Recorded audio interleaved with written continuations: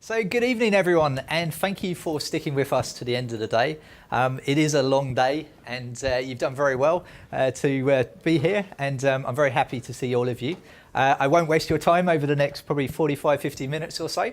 I'm hoping I've got a lot of entertaining and useful stuff, which maybe even if you're not using it tomorrow, or you're very lucky if you're using some of this stuff tomorrow, hopefully it will excite and inspire you to work on a few things. So who am I? My name's Alex Mackey. I work for the consultancy Redify. All the stuff I'm going to show you will be at my website, simpleisbest.co.uk. And you can also follow me on Twitter or ask me questions at AlexJMackey if you should so wish. So what are we going to talk about today? Well, we're going to talk about four main things here.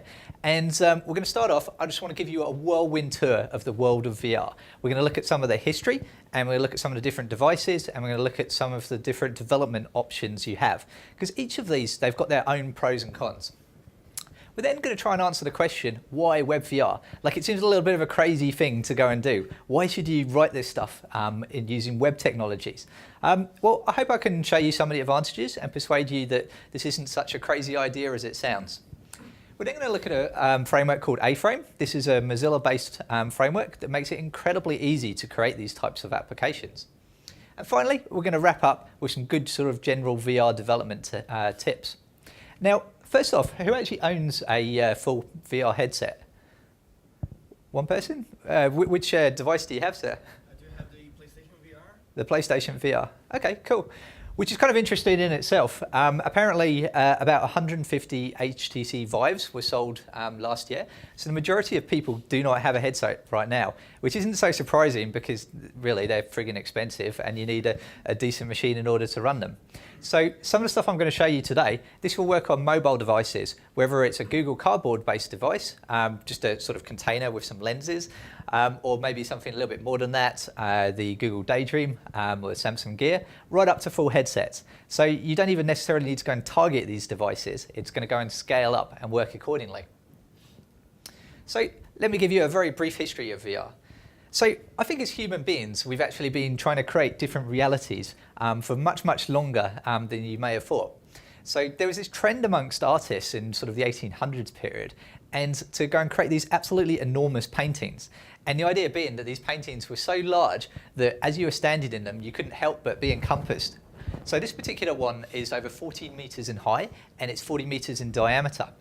And we see some of these types of works with everything from scenes of medieval villages right up to sort of battle scenes. And I guess we still see some of this sort of approach when we look at sort of things like IMAX theatre and so on as well. You have a really big picture and it does start to feel, you know, like maybe you're in that scene already. If we go forward a little bit, a guy called Wheatstone in 1838, he made an important discovery, and he found that the brain actually processes two images, and it goes and puts these together, which gives the sense of depth. Now, some of you may remember this thing here. Who had one of these during their childhood? So this is a ViewMaster Stereoscope. For those of you who haven't seen this, it's actually pretty good for its time. I'd love to see a modern one. But what it did was you had these different discs, and these would have different scenes, maybe some city from around the world, maybe a movie or something. You'd put it in this ViewMaster thing, and it would give you like a feeling of depth. So it was kind of like a sort of a 3D sort of experience. But this discovery is still used in sort of some of the modern devices today in order to start giving that sort of feeling that you're actually there. But this is my favourite device of all. This is the Sensorama, and this is from the 1960s. And a guy called Morten Heilig went and created this thing. And he'd aimed this originally at maybe sort of car showrooms or building showrooms and so on. It never really took off. About 6 of them were actually made. But it was way ahead of its time. So this contraption here, it had speakers, it had stereoscopic 3D, it had fans for simulating wind and sort of atmosphere noise. Somewhat intriguingly, it had a smell generator. We can only imagine what might have been involved in that. It even had a UV light, which would go and sanitize some of the apparatus around this as well. And this thing came with 6 films, including I'm a Coca-Cola bottle, which I really wish I could show you what it was. So it sounds entertaining. So I'm going to fast forward a bit. There's a load of stuff that happens around the 60s, particularly around sort of science fiction writing, and we start to see people using some of these terms. We see the first head-mounted display in the 60s. There was even a flight simulator developed around this time period. But fast forward to about 1991, and some of you may remember the Virtuality arcade group machines. These were sort of characterized by, there was this large plastic platform that you went and stood on, and it had, I guess, they were ahead of their time, but somewhat sort of disappointing and disorientating games that you would play. But really, in terms of the consumer device market, it really kicks off with sort of Oculus Rift and HTC Valve, sort of later part of 2015. Now, for me, I started becoming interested in this stuff from a display by the RIA group. Now, this is from a conference called Last Conference. And what they have set up is they have two platforms here, and there's a plank of wood in between, and you put on this headset, and you walk across the plank, and as you're walking across this, it makes it look like you're walking between two really high up buildings. Now, I'm not particularly scared of heights. It's not something that particularly impacts me, but I was somewhat surprised to find, even with some fairly sort of basic graphics, that this was enough to find my legs shaking. And this started getting me interested, and I thought, hey, this stuff's progressed a little bit. So I went out and I bought a HTC Vive headset. And one of the things I like to show people that have never experienced VR is a particular game. And this game is called Ritchie's Planck Experience, I think. Let me go down to this one here. And the idea of this game is very similar to that setup that I showed you earlier. You go up in a building, you walk around, and you walk up on a plank. Now, these graphics, they're not, they're not up to maybe the sort of AAA, top games right now, but they're still good enough to go and create that series, that sort of feeling of vertigo and unease. And so when I installed this game, one of the things that I had to do, as I said to my wife, I said, come play this. This is awesome. So you've got to go and try this one out. Now, with this game, one of the really mean things you can do, and that I'd highly recommend doing, is just go over to someone and just give them a little tap. Just give them a little push. So it's almost worth the ridiculous price of some of the equipment alone. We're still married, by the way. So let's talk about brains. And I'm going to put it to you guys that something does not have to be real in order to influence us. And by influence us, I don't mean just by like the next 30 seconds or so. I mean actually create a lasting impact and change in perception. And we've got a lot of examples of this already. We've all enjoyed maybe a good book. We've watched a movie, maybe a beautiful piece of music that has meaning for us. And it's actually changed how we've perceived and interacted with the world. So this got me thinking that we're starting to move to something that's starting to feel quite realistic here. We can create feelings of vertigo here as we go and sort of walk across planks and so on. What could we actually do with this? And it turns out there's quite a lot of usages, which I'm going to touch on very briefly. So one of the interesting uses is training. And I'm going back to my videos here. And the military and police force quite enjoy this. So they have this set up here, a very large warehouse. The participants, they go and put on a backpack, a headset and various sensors. And this then enables them, the military, to go and project different sort of scenes to these guys and girls. And so that they can go and simulate various different setups here without going and creating sort of expensive, scenic and so on. You can actually play something fairly similar yourself if you're in Melbourne. They have a big warehouse where you can go and blow the crap out of zombies. It's quite enjoyable. I assume Sydney has something similar. Now, quite apart from military and police usages for this, we see this being employed in the medical world. And one of the sort of earliest usages was this game called Snow World. Now, this one's particularly interesting. So it's not even a particularly sort of realistic or maybe, I'm not sure what the right word is. It's clearly a game here. It's got a very icy cold theme, and you go and throw snowballs at penguins and woolly mammoths and stuff. And they gave this game to some people undergoing treatments for really serious burns. And they were somewhat surprised to find that even though it's a relatively sort of basic game there, that this game started distracting people. And the patients reported that pain was reduced by 50 to 90%. And in fact, some people undergoing some of these awful procedures didn't even realise the procedure was finished because they'd become so involved in throwing snowballs at penguins, which is awesome. So this, for me, is where it's particularly powerful because, unfortunately, some of us are going to have to go through some really horrendous experiences, like treatment for burns. Maybe it's a child undergoing chemotherapy. If we can take these unpleasant, realities and go and replace it with something better, then I think we should. It's been accorded across surgery, with surgeons performing various operations quicker when they can go and simulate them in VR. We've even seen it employed to go and teach children to cross the road safely. Now, parents tend not to like it. If you grab their kids and go and try different models of going to get across the road from one side to another with real cars. But being able to go and control this reality enables us to gain certain perceptions that, in this example, children will pay more attention to the distance the vehicle is away than the speed it's moving compared to an adult. And by being able to tweak this, we can start to work out better ways in order to go and produce road education. Who's afraid of spiders? You live in Australia. You actually should be afraid of spiders. So it's been deployed in various psychological contexts. So in psychology, you've probably heard of something called exposure therapy, which is basically about treating a phobia in sort of a controlled manner. So in the case of agoraphobia, the person puts on the goggles and maybe sort of early levels, they have a spider in a jar. It's not too scary. The spider's trapped. It's not real. They still know it's a headset. So it still gives a sort of relatively real experience. So here we have level 1. And the patient, or maybe participant, they're sitting at the desk and spider's safely in the jar there.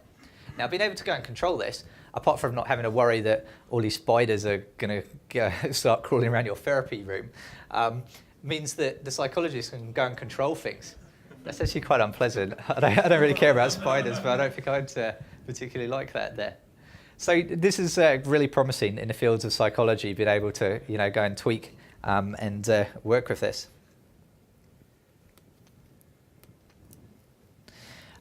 Finally, some strange stuff that I found as part of this. There's a South American company that, based on medical scans, will allow you to meet your unborn baby in VR. Okay. But this dude here, so he wanted to set the world record for being in VR, which currently stands at 25 hours, which actually seems achievable. But it's currently 25 hours. But the proviso is you have to use the same game, apparently. And he chose this game called Tilt Brush, which is about creating stuff in 3D space.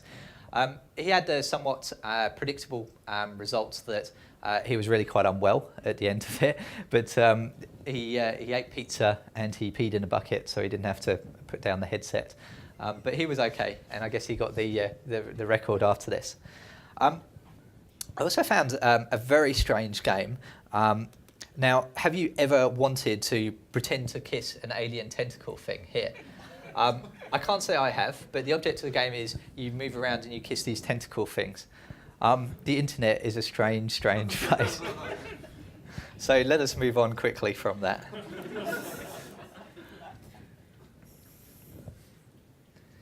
So after all that, how do you actually get started with development in this area? Well, there's two main categories of device, I'd say. So we have the sort of mobile and tablet-based devices, which is your most accessible option. It's the cheapest, it's the least performant, but it also has some advantages. It's not tethered to a machine. You can go and walk around with it. Everyone's got a mobile. This is a session focused on VR, and one person actually had a sort of headset device. So you can see that at the moment, the full headsets, there's not too many out there because they're really expensive. There are some, I think there were some price cuts recently with the Rift device, and I guess that's also going to influence the HTC Vive. And there's also a very competitively priced one from Levano that's about $300-400. That's a pretty good price, so I haven't played with that particular device yet. The full headsets, obviously, they're a lot more expensive. The Vive was about $1,300 or so, and you also need a reasonable spec machine in order to run this thing. It will run on a lot less machine that they say is minimum spec. I ran it on probably a 3 to 4 year old Alienware desktop. Yeah, it didn't run great, but you could still get some idea, turn down all the graphics options. And then more recently, I got a Alienware laptop, which runs it a lot nicer. Now, you do need to be careful, because obviously you start getting this horrible flickering thing, which can make you feel quite unwell, which we'll talk about later. So when it comes to development options, I think there's maybe 4 sort of main categories of options. We have web, which I'm going to start talking about very shortly, I promise, and we have Unity. I think these are the 2 main options for your sort of amateur developer in this area. But in addition, we've got various SDKs, such as the Google Cardboard SDK, the various game engines, Unreal Engine, there's a heap of them. But these are all going to involve a lot more sort of investment of your time, whereas Web and Unity, I think, are a lot more accessible. Unity, I've done a tiny bit of playing around with this. I really like it. It's a great, I don't know what's the right word, framework. But it's free for certain usages. It's got a big community. It's got good tutorials. It's got a lot of assets. It is a good option. I'm not going to deny this. It also exports to WebGL. I haven't any personal experience of how successful that sort of export is, but you can run some of the games without a player, which is probably the sort of default option you'll use for Unity-based stuff. So why web? Well, in technology, an answer to this is often because we can. But it's not a good answer. There are some advantages to this. And I think the main advantage is that in order to run some of these experiences, your users, they don't need to go and download any plugin or player. It will run on multiple devices and platforms. And it makes it a lot more accessible to people. You know, there's no barrier to entry. You go to my website, I can hopefully immediately go and run this experience right away. This is the second main advantage, and for me, this is probably the biggest. I would say I probably have hardly any free time at the moment with 2 little children. Whilst I would love to spend a heap of time learning Unity, it looks awesome. My background is web development, and this enables me to get into this and start playing around with this using the skills I already have without having to learn a whole new heap of things. I can use JavaScript and HTML, and we'll talk about how in a minute. And I can also make use of some existing web libraries. So for example, maybe you've used the visualization library D3.js. There's all sorts of libraries that we use every day in web development. And you can make use of these again, if it makes sense. It's an open distribution. You don't need to publish your app on the Steam store or whatever the equivalent is for, I guess you can do both for both Rift and Vive. The applications also tend to be fairly large. You know, you're talking a gig or below, somewhere below. Whereas the web, we've got this whole sort of distribution model already. You know, there's a lot of infrastructure already. We're quite familiar with various techniques such as caching and so on in order to keep our application small. And we don't need to download everything at once necessarily either as well. It also works well on lower spec devices.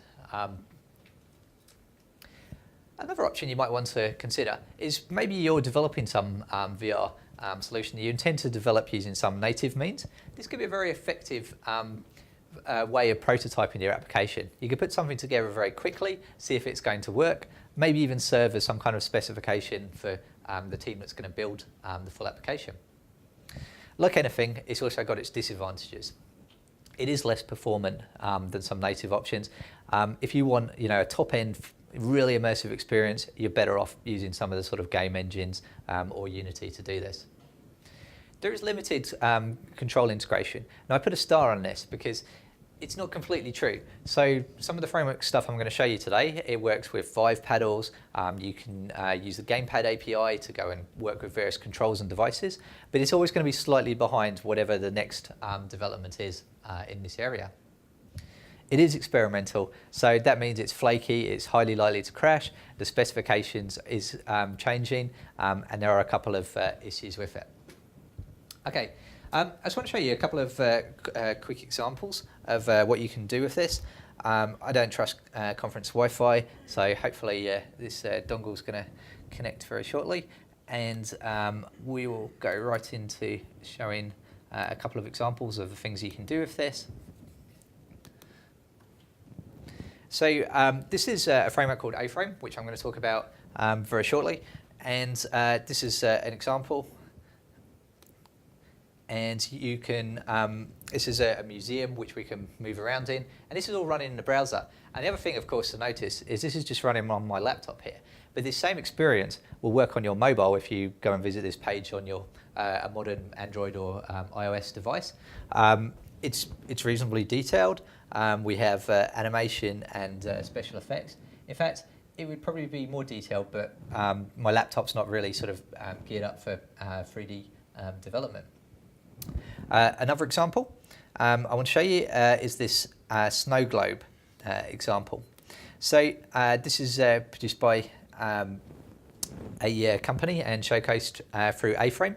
And what they have is kind of a snow globe here with a New York scene, which you then go and move around. We'll start there. And whilst it may not be sort of top-end graphics, some of this, it's still not bad. And you'd be quite surprised that how, with something relatively simple, you can still get that sort of immersive experience with some of this.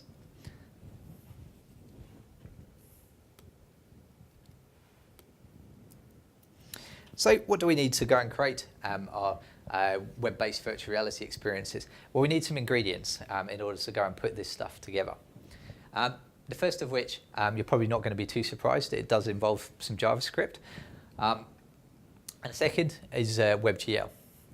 Has anyone done any sort of raw WebGL programming? A few people, yeah. So this is some code here.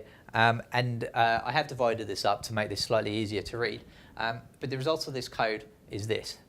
So it's a reasonable amount of work if you want to go and take this approach for developing your experiences. And you can imagine, whilst there is some setup in that, and I've made it a bit more readable, it's going to be a fair amount of code if you want to go and write, say, that city scene or the museum scene.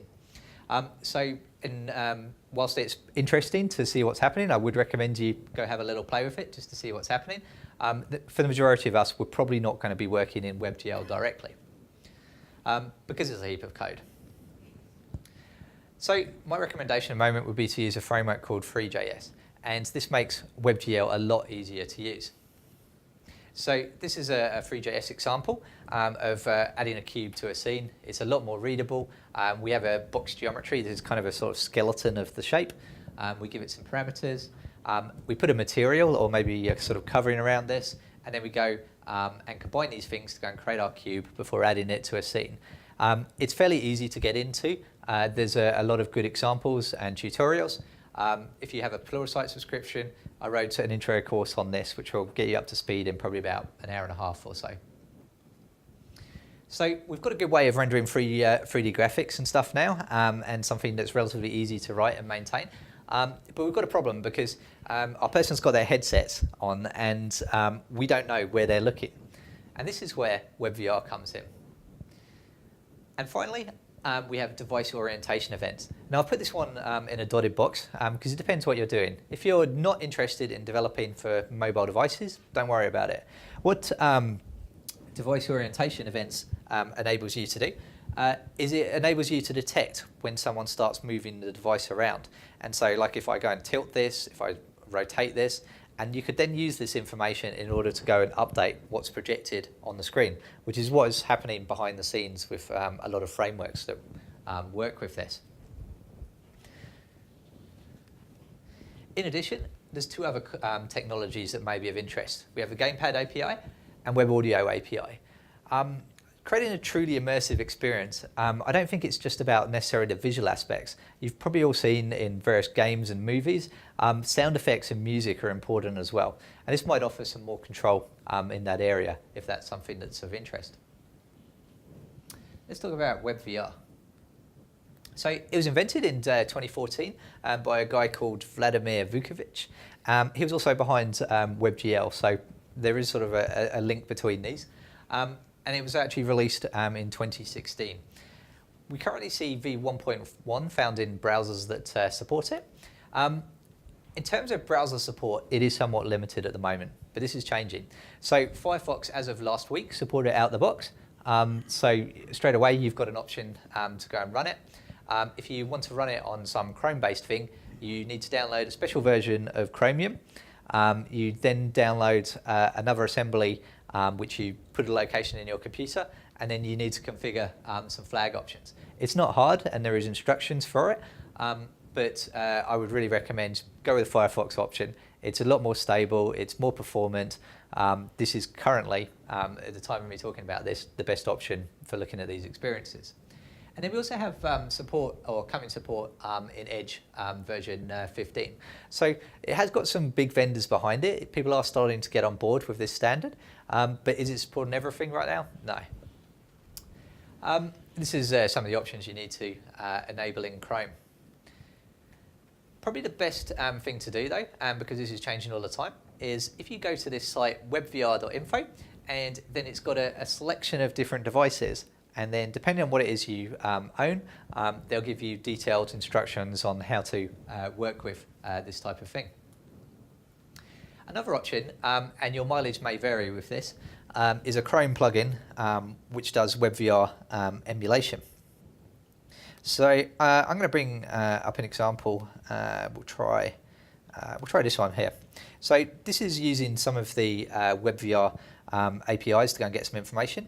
And once you install this plugin, you get this WebVR little thing up here. And I bring up the browser tools, and I've got this new WebVR tab here. And what this enables me to do is go and move stuff around and simulate some of these events here. Now, as I said, your mileage may vary with this. I tried this with some more complex examples, and it didn't work so well. But it is an option. It's free. Give it a try, see if it works for you.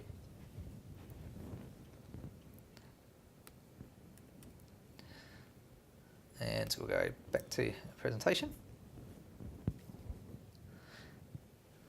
So what does WebVR actually do? Well, WebVR has two main purposes. It will give you device capability information and also positioning information of the device. So that's depending on the device, where the user's looking, where they're moving their head around, where they've moved in the room. And it will also enable you to display content on the device via WebGL. It has a number of key objects that you're going to make use of if you're developing with this approach. And the main one is this object called VR display, which represents a device that's connected with this. We have VR display capabilities, which will give you some information about some of the different functionality that's supported. VR frame data, VR pose, eye parameters, field of view, stage parameters, and then there's various Windows events that you can plug into, like if someone's connected or disconnected the headset, and so on. Your first call, though, is to actually go and see if there's support for WebVR at all. And you do this with a navigator.getVR devices. Sorry, that should be getVR displays. getVR devices was deprecated. So this will give you a truthy falsy call here, and you can detect whether support for this exists in the browser. But once you've tested whether there is support in the browser, you've got one more thing to do. Because whilst the browser may support it, it's quite likely the user doesn't own a device or have a device connected at the moment. So this in its promise will give me this displays object here, which is an array. And you need to test whether there's actually any items in this array here. And if there is, then we can go and get our sort of VR display here. And that's kind of sort of the root object in WebVR that we need to do anything with. The VR display has a couple of properties and methods. This isn't all of them. I've picked a couple out, so just so you can get an idea of what's involved in some of this. We can request various positional information, and then we have these animation frame and present, which I'm going to talk about in a sec. How do you actually work with this? Well, first of all, you need to go and get your displays, navigator.getVR displays, and then you need to request present permission. Now, this needs to be triggered by a user action. You can imagine if we ever get to the point where we're all browsing the web with some type of headset, if every advertiser could pop up some kind of virtual experience, it would be pretty horrendous. So this actually needs to be initiated by some kind of event, a click of a button or so on.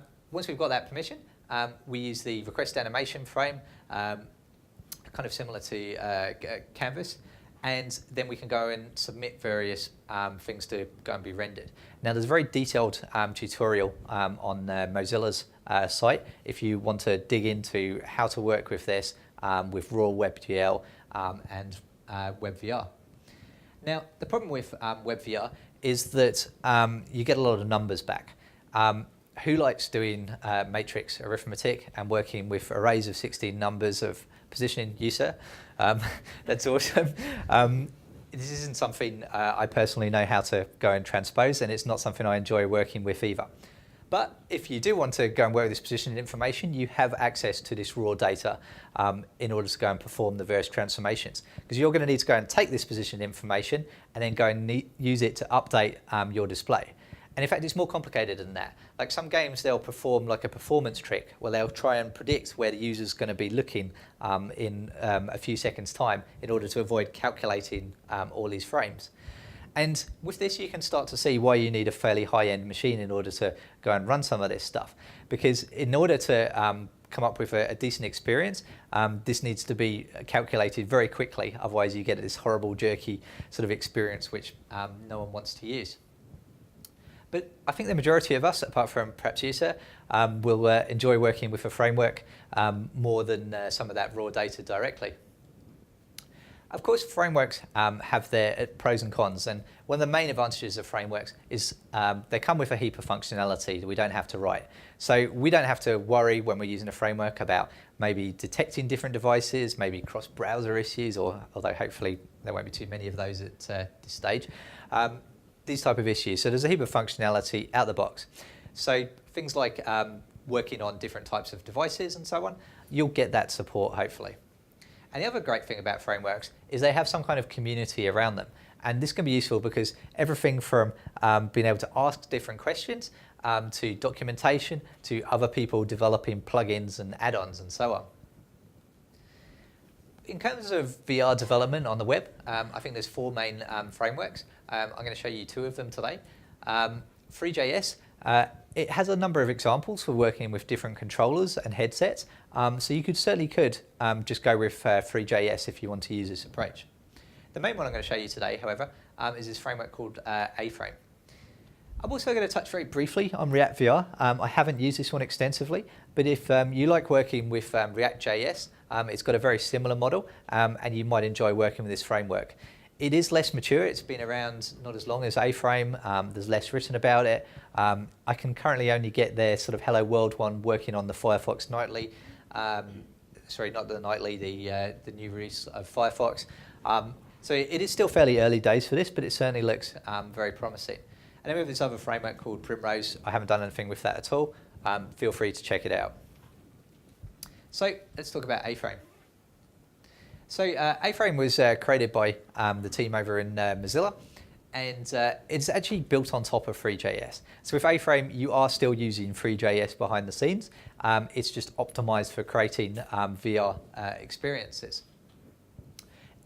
You don't even really need to necessarily be a developer to go and construct scenes using some of the AFrame stuff. It is very, very easy to use. But the really great thing about AFrame is that it supports everything from the mobile to tablet, right up to a full headset, and without you writing any additional code around this. What does it look like? Well, here's probably the simplest example here. We have a box here. I've specified some sizing parameters. I've given it a color, and I've given it a position on the screen. And this is all contained in a scene tag here. And what does this look like? Well, as you might imagine, we have a cube on the screen. I'm just going to close that down, and we'll go to Hello AFrame here. With that, I guess that was 4 lines or so. We have a cube here. I can go and drag and go and move the screen around here. I can go and use the WASD keys. I can go and move around. If I had a headset attached, I could go and click this, and it would run on the headset. Control Shift Alt I.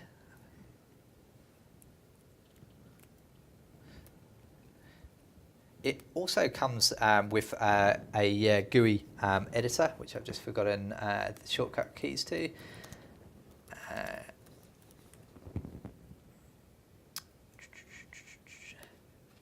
won't worry too much if I can't find it. It comes out of the box with a editor to enable you to go and move the positioning information and stuff around. So you don't even need some code necessarily for this. Sorry, 1 second. There we go, Visual Inspector. Control-Alt-I was the shortcut I was looking for. So I'll bring that up here. And out the box, just by referencing the AFrame library, we get this. And I can move around, so I can see my scene. I can go and select my item there. I can go and play around with its position, its rotation.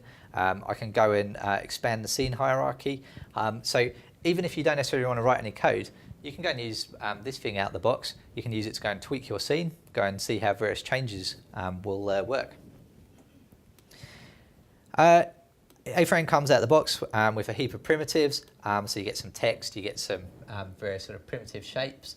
You can load 3D models in, and so on. So going back to the slides. Now, AFrame it follows this sort of compositional model, and it's referred to as an entity component system. And the idea being is reuse. So say you were creating a game and you had some kind of a barrel of toxic waste which will kill the player when they touch it.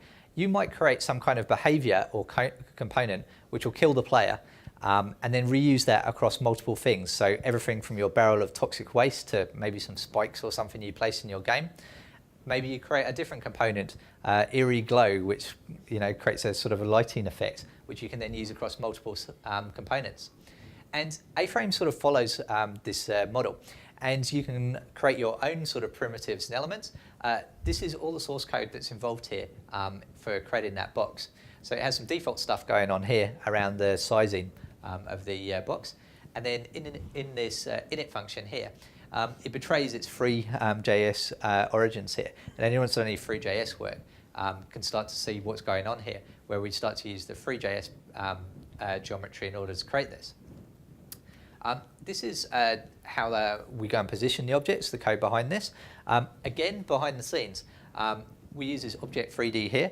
This is something you have access to in AFrame, which will give you the underlying free.js version of the object. So even though you're using this nice framework, you still have complete power of free.js in order to go and work with things if some functionality is not present that you need. So one of the demos I wanted to create, the first things you need in AFrame, I started to wonder, okay, how do you go and put materials on things? What's involved in that, and how can I go and create animation? So we've got that simple example there of a spinning cube with some material, and all that's involved to go and put that together, I've got a brick texture here, and I'm using this assets tag. Now this assets tag here is kind of a clever thing in that it will start caching assets and making sure that they're not requested multiple times. And then I have my box here, and you'll notice I've included this animation attribute here to go and rotate it. So it's got this sort of kind of nice declarative model. And then probably the next thing you might want to consider is how do I actually interact with my environment? So I've got two cubes here. I don't know how well it comes on the screen, but there's kind of a sort of a circle there for selecting things. That sort of simulates where I'm currently looking at. If I go and if I go and move this in, refresh that, get rid of that zoom hopefully. If I go and move that down, I go and select my cube, it'll go and change the colour of that. So you can interact with your environment as well. Now this is doing something with synthetic events here. So I've created a component here called random color on click, which I've specified up the top here. And then I've got my cube, and or my two boxes there, and I've gone and applied this sort of behavior or component, if you will, to each of them. So you can see how you can start to get some reuse across some of the assets in your item. And then the other thing I brought in is this cursor. Now, because it doesn't really exist, it's not like a DOM element that we're clicking on a web page. We need AFrame to actually go and simulate these events and perform the calculations as to what we're actually selecting. So the cursor takes care of all the complexity of this for us. Now, if you're doing this in Three.js, it's a little bit more complicated, and you need to project rays and calculate collisions and so on. And then up here, standard JavaScript code, really. So we've got, we're adding an event listener to click, and then I went and looked up a bit of Stack Overflow code of what's the best way to generate a random color. We set the attribute, and then we go and set the color to this. So you can put these sort of behaviors together to start creating some really quite complicated applications. And we've got really small. We'll have that back to 100%, please. And one of the things I wanted to look at is what would be involved in creating some type of game. So this might take a little bit of time to load. And so I brought in a model here. Those mountains in the background there, they're procedurally generated, so there's not any assets behind that. I've applied a skybox, so it's kind of a cube with a texture. I don't know if you can hear it, but there's also a sound playing in the background.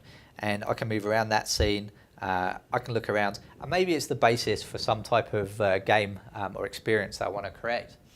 But what's quite nice about this is really there's hardly any code to go and create this experience. And up the top here, we reference the AFrame library.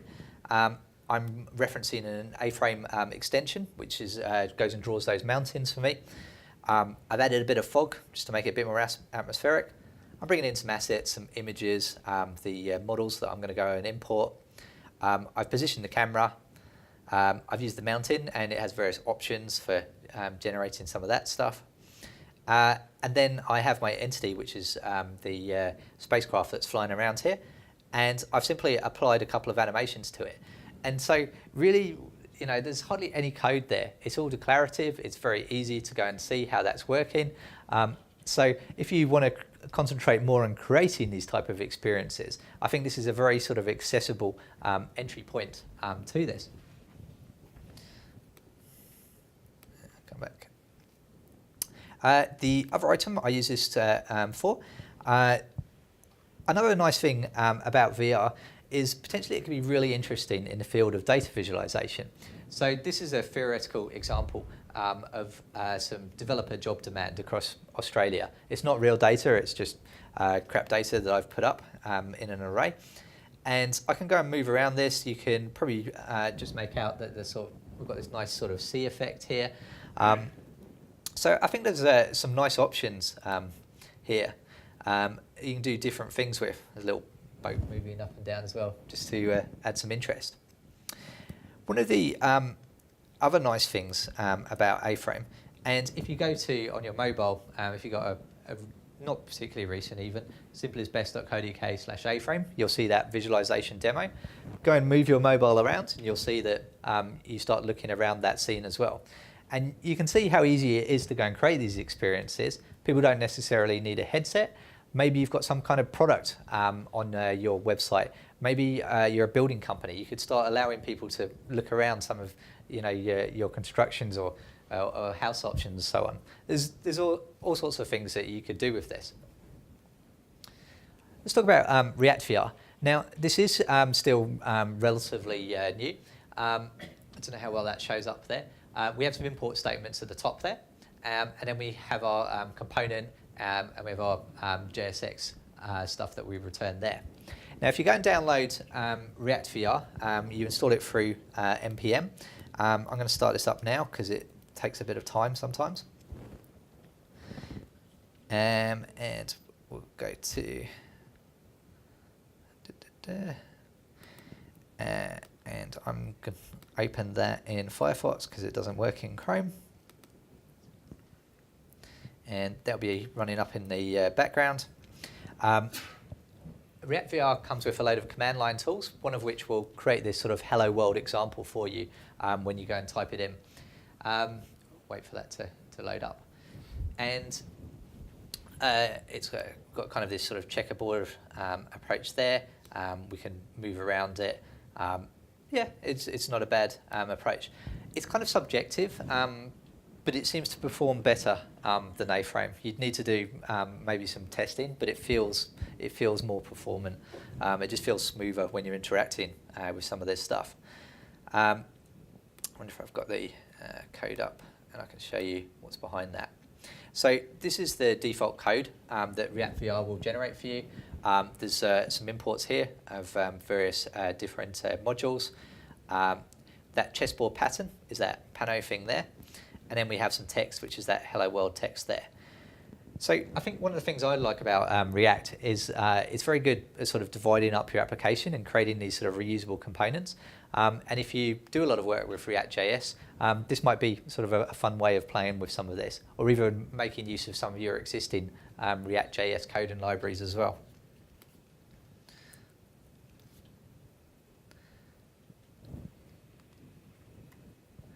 So I want to give you some general tips for VR development, no matter how you choose to go and develop these, whether you're using web technologies, maybe you're using Unity or some type of game engine.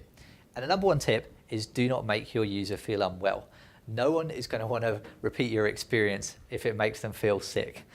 And there's a number of things that go into this. So if you start whirling like the vision around, maybe you want to like start creating, I don't know, some simulation of a roller coaster or something, you're going to need to be very careful with this because people don't tend to like this type of experience. They don't tend to, you've all probably experienced some point travel sickness where things don't match up. You're going to make your users unwell. The other really important thing that can contribute to this is the performance of your application. The brain will recognize if things are sort of running too slowly. It can actually be semi-painful to go and work with an application that's not running properly. And I found this out when I was running this on a machine that was way lower spec than it should have been for the device. You get this kind of, and you're like, oh, I've got a bit of a headache here, I'll put this down. So even if you have to start paring back your experience and reduce some of the complexity and immersion of it, it's probably worth doing to go and keep that performance high. It's really important to contribute into the user's enjoyment of it. Unless you start your day like this, the other thing you're going to need to be really careful of is how people interact with your application. People come in all different shapes and sizes, have various different degrees of flexibility. Maybe you have some less able users as well. And if you're making all your users reach up really high in order to go and access some common function in your application, it's not going to work so well. It is still fairly early days for VR development, and it's not like it's been through those sort of repeated cycles of sort of websites where we come up with these different standards of ways people work and interact with applications, or maybe an iPhone or Android app. It's still fairly early days, but do consider this and be careful. I'd also avoid text. It's not completely horrible and unpleasant, but there's normally better ways of doing it. And in the current generation of devices, it's not the nicest thing to look at on a device, particularly for maybe some of your users that don't have perfect vision as well. So I'd probably generally avoid that as well. So in conclusion, I think the main advantages of sort of web technology approach to some of this is that there's no plugins required. You can go and run this stuff on multiple platforms and devices. It enables you to use your familiar technologies that probably many of your web developers you're using every day. Maybe you're using React.js every day to write your applications. It's not that much more of a step to start playing around with this and creating 3D worlds and stuff if that's what you want to do. But it does come at a price. It's less performant and stable than some native options. So I'd like to leave you with another thought. For me, one of the other really interesting aspects of WebVR is that it's open. It's an open standard. No one company owns this thing. This means that any of us can contribute to this. There's nothing stopping you going to the standard, putting suggestions, contributing how you would like this to work, and its development. Some of these sort of Vive and Rift focused things, these are sort of owned by some of the manufacturers, and they're going to have a big input into this. Whereas this is for everyone. This is across devices. This is bigger than that. And maybe, just maybe, this is like the first step to what will become some of the next generation of web experiences. Right now, we're all used to browsing these things on web pages and stuff, but who's to say how that will be in 5, 10, 20, or even more years' time? And maybe this is the first step to some of that. So thank you for staying with me to the end of the day. I'll be at the boat party if any of you are attending that. I hope you've enjoyed the session and the first day of NDC. I wish you a good night and any questions? From all those examples, I can see that it's relatively easy to create a scene, nice and all this stuff. But when we talk about gaming, a big part of it is interaction between different objects, like if you fly someone and all this stuff. Is there any framework that facilitates it, or it's kind of up to us to do all There's not a... well, the closest I'm aware of anyway is AFrame that's going to handle some of these type of interactions. But one of the things I tried doing was creating a game in Free.js when I was more focused in that area. And I immediately found what you're saying. So once you start wanting to deal with things like people dragging, I had like a sort of command and conquer thing. So I wanted to go and drag pieces around and stuff. And then you realize there's nothing out of the box, and you're going to have to start writing some of this, the math behind this yourself. You're going to have to handle someone pressing the mouse, picking that up, dropping it. Can they drop it on that? Whereas something like Unity, it's true, they'll give you a heap of stuff around this, and they'll make it a lot easier for you. So at the moment, it's still fairly early days, and that type of thing, look, it is served better by Unity at the moment, no doubt. Super question. When you said it wasn't supported in some, it's only the latest browsers, whatever. Is that because of the hardware detection and reading of the hardware? Because the drawing can go out to canvas. Yeah, look, WebVR is pretty well supported now, so that bit's not a problem. I'm not aware of what the precise issue is. I find, from what I've seen, sometimes browser manufacturers, they've got limited resources and they just wait to see, hey, is this going to be a thing? They'll wait for the standard to mature before sort of jumping on board. So particularly Microsoft tend to take a more cautious approach generally. They'll wait for a standard to sort of stabilize and they'll be like, okay, we'll go for that, or it's got enough uptake and we'll dedicate some resources to supporting that particular option. But with it being in Firefox already, coming in Chrome, and it's in Chrome for Android already, it's not going to be long before it's supported in two pretty major browsers. Then we have Edge, which is, okay, I don't know if anyone's still using Safari, but so it's pretty well supported, or will be very shortly. Alex, that scene you had before with the procedural generated mountains, did you write the PCG code for that, or did you scrap it? No, that mountain thing is a library that you can just grab, and it's a one-liner to import it. You set a couple of options, the height and sort of distribution of the mountains, and then I've played with some of the lighting and fog sort of effects to get the effect that I wanted. Yeah, it uses something. I think that one's Perlin noise, which is kind of interesting how it works if you're into that type of thing. Cool. Well, we'll wrap up there. Thanks very much for listening. Have a good night.